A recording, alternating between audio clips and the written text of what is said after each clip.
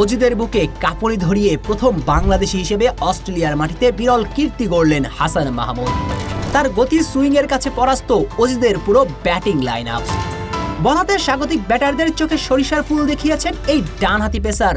প্রথম বাংলাদেশি হিসেবে অস্ট্রেলিয়ার মাটিতে তুলে নিয়েছেন ফাইফার।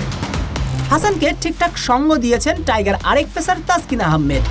ইবাদতের স্যালুট তাদের জন্য, যারা ভেবেছিল ডারউইনে প্রথম দিনে মাথা তুলে দাঁড়াতে পারবে না বাংলাদেশ। তাদেরকে বৃদ্ধাঙ্গুল দেখিয়ে প্রথম ইনিংসে অজিদের দিশেহারা করেছে বাংলার পেসাররা। আম্পায়ারদের রিভিউ বিতর্ক আত্মবিশ্বাস নাড়াতে পারেনি টাইগারদের। প্রথম থেকেই দুর্দান্ত ছিলেন হাসান। পরিকল্পিত বোলিং মারার স্টেডিয়ামের ঘাস দারুণ ব্যবহার করেছেন। শুরুতেই স্ট্যাম্প বরাবর, এরপর অফ স্ট্যাম্পের একটু বাইরে কল্পিত চতুর্থ স্ট্যাম্প বরাবর টানা বোলিং করেছেন টাইগার পেসার। তাতে দিশেহারা অজিদের ব্যাটিং লাইন আপ।